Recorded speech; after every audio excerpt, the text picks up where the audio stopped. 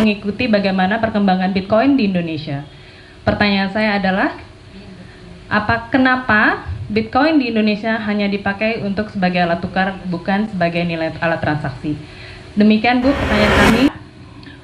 Untuk cryptocurrency, ini sebetulnya persoalan yang di satu sisi ini fenomena baru, karena konsep dari suatu ekonomi di mana penciptaan currency itu biasanya dimonopoli oleh bank sentral, ya kan? Kan biasanya di Indonesia pun disebutkan Undang-Undang Dasar bahwa yang bisa mengedarkan uang itu hanya satu lembaga, namanya bank sentral. Dan oleh karena itu kemudian bank sentral punya otoritas untuk melakukan kebijakan moneter, menambah, mengurang jumlah uang beredar berdasarkan berapa kebutuhan masyarakat untuk transaksi. Nah sekarang ini kalau di dalam dunia digital meng-create their own currency, itu para central bank sekarang diskusi, loh kalau kita menghitung jumlah uang beredar itu yang mana yang dihitung? Ini fenomena yang terus terang, dan saya mengatakan baru dibahas kemarin di annual meeting IMF World Bank bulan Oktober di Washington DC.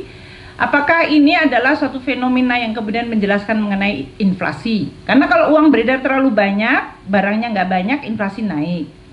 Ataukah ini yang akan menyebabkan productivity naik? Ataukah ini akan menyebabkan terjadi aset bubble?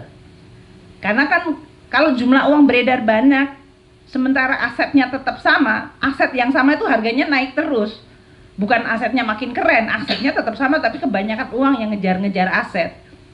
Nah hal ini yang sekarang ini sedang terus dibahas. Jadi untuk Indonesia kita akan terus watching, kita participating, kita lihat di FSB, Bank Sentral lihat fenomena-fenomena yang disebut digitalisasi dan commerce yang berdasarkan elektronik. Ini adalah fenomena teknologi yang semua negara, no exception, mau yang paling superpower, yang paling advance, bahkan yang pelaku digitalnya paling banyak pun dia bukannya tidak pusing juga atau tidak menganggap bahwa ini adalah fenomena yang biasa.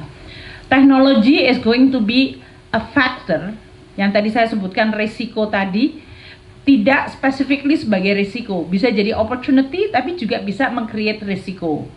Risiko seperti katakanlah job yang tadinya dilakukan oleh manusia ternyata lebih efisien dilakukan oleh mesin.